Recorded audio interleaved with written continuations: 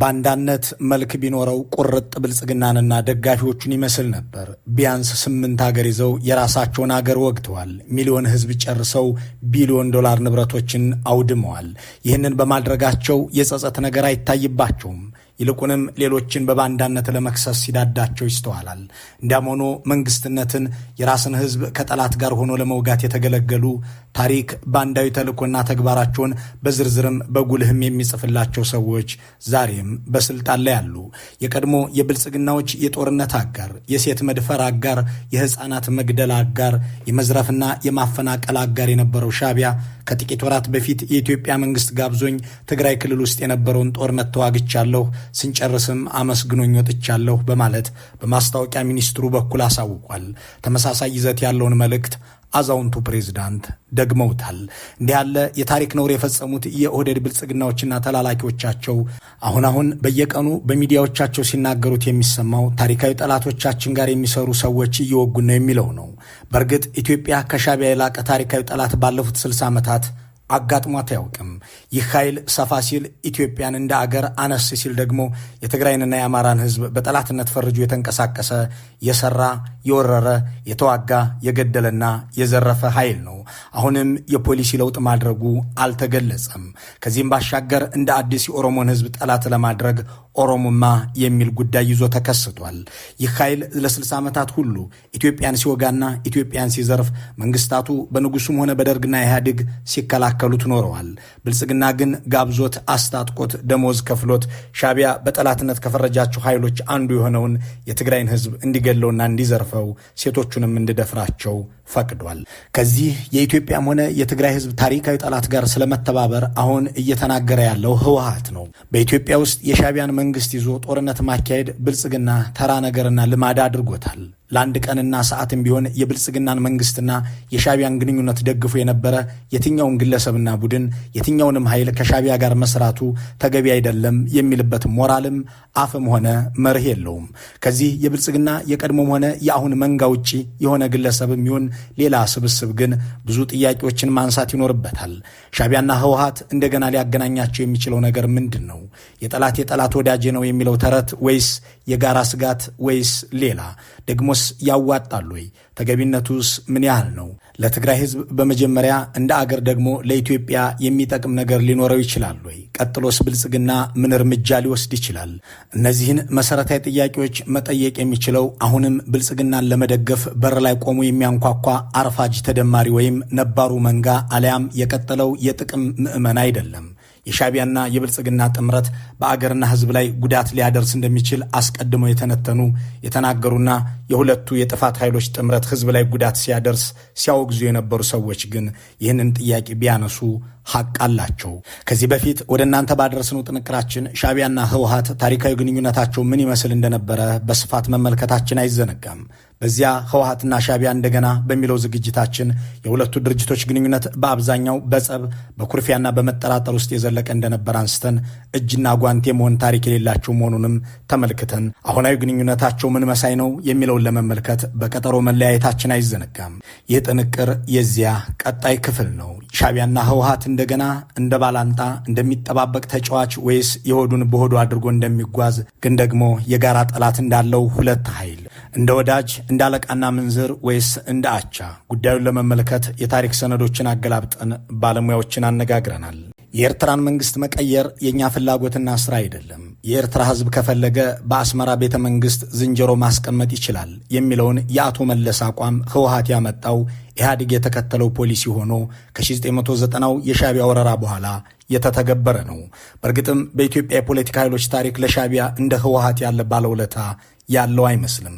ምንም እንኳን እንደ ብልጽግናው አገዛዝ ና ህዝብ እንውጋ ብሎ ባይጠራውም ሻዕቢያ በሕይወት እንዲኖር ምክንያቱ ህወሓት መሆኑ ላይ ጥርጥር ያላቸው ሰዎች ጥቂት ናቸው። አንዲት ሀገር ከሌላ ሀገር የሚነሳ የህልውና ስጋት አለብኝ ካለች በዚያች ሀገር ያለን ኃይል አቅም ለማሳጣት የሚወሰዱ እርምጃዎች ምን እንደሆኑ የፖለቲካ ታሪክ አሳይቷል።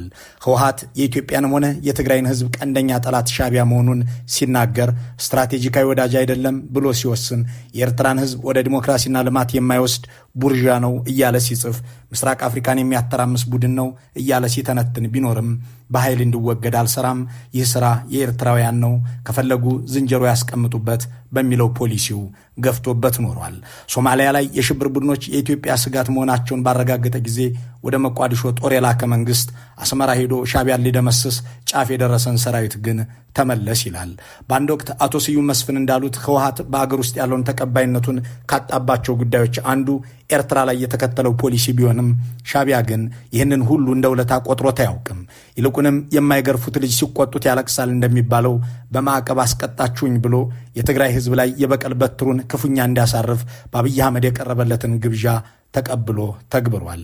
ፕሬዚዳንቱ በዚህ ድርጊታቸው የማይጸጸቱ መሆናቸውንም ሰሞኑን የነጻነት የሚሉትን ቀን ሲያከብሩ ተናግረዋል። ብልጽግናን ለመደገፍ ስንል ያደረግነው ነገር አይጸጽተንም ብለዋል። ኢሳያስ አፈወርቂ ብልጽግናን የደገፉት በጦርነት ብቻ ነው። ኢትዮጵያን አሁን ካለችበት መከራ ውስጥ ያስገባውን የትግራይ ህዝብን በሁላ አቀፍ መከራ ውስጥ የከተተውን ጦርነትና ዝርፊያ፣ ውድመትና ጥቃት በሚገባ አግዘዋል። በዚህ ድርጊታቸው እንደማይጸጸቱም በአጽንኦት እየተናገሩ ናቸው። ከዚህ ቀደም በሰራነው ጥንቅር እንደተመለከትነው በ1977 የትግራይ ህዝብ እንዲራብ ያደረገበትን መንገድ የመዝጋት እርምጃ የወሰደው ሻቢያ ተጸጽቶ አያውቅም። ሚሊዮኖችን በመግደል ሂደት ውስጥ ብልጽግናን አግዞ መግባቱም አይጸጽተውም። ከትናንት ጥፋት መማርና ባለፈ ኃጢአት መጸጸት በቀጣይ ለሚኖር ግንኙነት ወሳኝ ሚና ያለው ቢሆንም ሻቢያ ግን ይህንን አያነሳም። ከኤርትራ በኩል ያለው ትንተና ይህ ቢሆንም ህወሓት ደግሞ ሻቢያ ጋር እሰራለሁ የሚለውን አቋሙን ይፋ አድርጎታል። በምን መስፈርት እንዴት ባለ ሁኔታ የሚለውን ያላብራሩት የድርጅቱ ፖሊት ቢሮ አባል አብርሃም ተከስተ ከኤርትራ ጋር ለመስራት የማንንም ፍቃድ አንፈልግም ብለዋል። ለዚህኛው የህወሓት አስተያየት ከኤርትራ በኩል የተሰጠ የአደባባይ ምላሽ የለም። ኢሳያስ አፈወርቂ ጌም ኦቨር ወያኔ ሲሉ የነበሩበትን መድረክም ብልጽግናን ለማጣጣልና የአገዛዙን ጦረኛነት ለማብራራት ተገልግለውበት ባልተለመደ ሁኔታ ስለ ህወሓት ሳይናገሩ ቀርተዋል።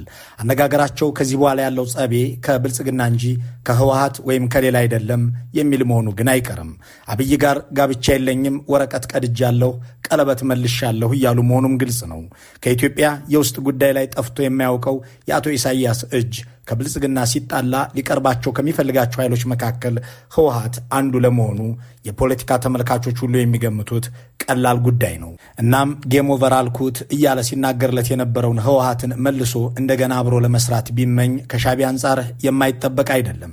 በተለይም በዚህ የኦህዴድ ብልጽግና ኤርትራን ወሮ ቀይ ባህርን የእሬቻ ማክበር ያደርገዋለሁ በሚልበት ዘመን የኤርትራው የአዛውንቶች ስብስብ ቢሰጋና መንገድ ቢፈልግ የማይጠበቅ አይደለም። ጥያቄው ግን እዚህ ጋር አለ። በእርግጥ ሻቢያ ህወሓትን የሚፈልገው ለምንድን ነው? ለዚህ ጥያቄ ማብራሪያ የጠየቅናቸው አንድ የፖለቲካ ጉዳዮች ጸሐፊ ሻቢያ ሁሉንም የኢትዮጵያ ታጣቂ ኃይሎች የሚፈልጋቸው ብልጽግናን ከአገር ውስጥ አጀንዳው እንዳይወጣና በአገር ውስጥ እየተዋጋ ስራ እንዲበዛበት ጦርነቱ ኢትዮጵያ ውስጥ ብቻ እንደሆነና ወደ ኤርትራ አቅጣጫ የሚተኮስ ጥይት እንዳይኖር ለማድረግ ነው ይላሉ። ይህ ድምዳሜ ለህወሓትም የሚሰራ ነው የሚሉት እኒሁ ተንታኝ ህወሓትን ግን ሻቢያ በተለየ ሁኔታ ይፈልገዋል ይላሉ። ይኸውም ብልጽግና የአማራ ክልል ዋና ዋና ከተሞችን ይዞ ኦሮሚያንም እንዲሁ አድርጎ ክተት ሰራዊት ብሎ ወደ ኤርትራ ቢዘምት የሻቢያ ፍላጎት ጦርነቱ ትግራይ ውስጥ እንዲካሄድ የትግራይን ህዝብና መሬት በፈር ዞን ወይም ከብልጽግና ጋር የሚፋለምበት ምድር ማድረግ ነው ይላሉ። ይህ ሻቢያዊ ተልዕኮ እና ዓላማ በህወሓት ዘንድ ተተንትኖ የሚታወቅ ነው ወይ? በትናንት ወንጀሉ እንደማይጸጸት የሚናገረው ሻቢያ ከዚህ በኋላ የትግራይ ህዝብም ሆነ የህወሓት ወዳጅ ይሆናል ወይ ብሎ መጠየቅና መገንዘብ የሚችል የህወሓት አመራርስ አለ ወይ የሚለው ቀጥሎ የሚነሳ ጥያቄ ነው። ሻቢያ እንዲህ የሚያራክሰውን የቀድሞ ወዳጁን ብልጽግናን የመሰለ አጋር በኢትዮጵያ ውስጥ አጋጥሞት አያውቅም። ለዘመናት በኢትዮጵያ ላይ ሊፈጽመው ሲመኘው የነበረውን ፖሊሲ ከቅዱ በላይ የሚተገብርለትም ከብልጽግና የላቀ ሌላ ኃይል ያለ አይመስልም። ሻቢያ ኢትዮጵያን መበታተን፣ እያደገ ያለውን ኢኮኖሚና የዲፕሎማሲ አቅሟን ማድቀቅ የሚለውን እቅዱን በፖሊሲ ደረጃ ቀርጾት ከ10 በላይ ታጣቂ ኃይሎችን አስጠግቶና አስታጥቆ ሊተገብረው የነበረ እቅዱ ነው። ይሁን እንጂ ብልጽግና በአቋራጭ ስልጣን ይዞ ኢትዮጵያን ቅልጥ ባለ ጦርነት ውስጥ በማስገባት ዲፕሎማሲያዊ አቅሟን በማዕቀብ በመተካት አገሪቱ በጦርነት የምትማቀቅ ልጆቿም እርስ በርስ የሚገዳደሉ እንደሆኑ አድርጓል። የሻቢያን የዘመናት ፍላጎትና እቅድ በሚገባ የተገበረውና እየተገበረ ያለው ብልጽግና እንዲወገድ እነ ኢሳያስ አፈወርቂ ይፈልጋሉ ይፈቅዳሉ ወይ የሚለው መሰረታዊ ጥያቄ ይሆናል። ይህንን የሚያብራሩ አንድ የቀድሞ የሻቢያ ታጋይ የኤርትራ መንግስት አብይ እንዲወገዱ የሚፈልግ አይመስለኝም፣ በተለይም የትግራይ ወይም የአማራ ኃይሎች ደግሞ ወደ ስልጣን እንዲመጡ የሚያደርግ ድጋፍ አያደርግ የሚሉና የኢትዮጵያን ሁኔታ አሁን ካለበትም ሳይብስ አሁን ካለበትም ሳይጨምር እንዲቀጥል ፍላጎቱ ነው ሲሉ ያብራራሉ። የኢትዮጵያ ሁኔታ አሁን ካለበት ሁኔታ ከተለወጠ ማለትም ብልጽግና የመውደቅ አዝማሚያ ላይ ከደረሰ በእነ አብይ አህመድ እየተካሄደ ያለው ኢትዮጵያን የማፈራረስ የሻዕቢያ ፖሊሲ የሚገታ ይሆናል። በተቃራኒው ደግሞ ብልጽግና ካሸነፈና በአገሪቱ ውስጥ ቁጥጥር ካለው በቀጣይ ኤርትራ ልትወረር ትችላለች። ይህንን የሚያውቀው ሻዕቢያ ለኢትዮጵያ ታጣቂ ኃይሎች የሚያደርገው ድጋፍ ካለ አሁን ካሉበት አቅም በላይም በታችም እንዳይሆኑ ነው ሲሉ ሰፋ አድርገው ያብራሩታል። ከዚያም ከፍ ያለ አቅም የሚፈጥሩ ከሆነ ራሳቸውን ታጣቂዎቹን መልሶ ሊዋጋቸው እንደሚችልም ግምታቸውን ያስቀምጣሉ። እናም ህወሓት ለሻዕቢያ የሚያስፈልገው ብልጽግና ወደ ኤርትራ የሚያደርገውን የወረራ ዕቅድ በማኮላሸት ሂደት ውስጥ ሚና እንዲኖረው ነው ሲሉም ይጨምሩበታል።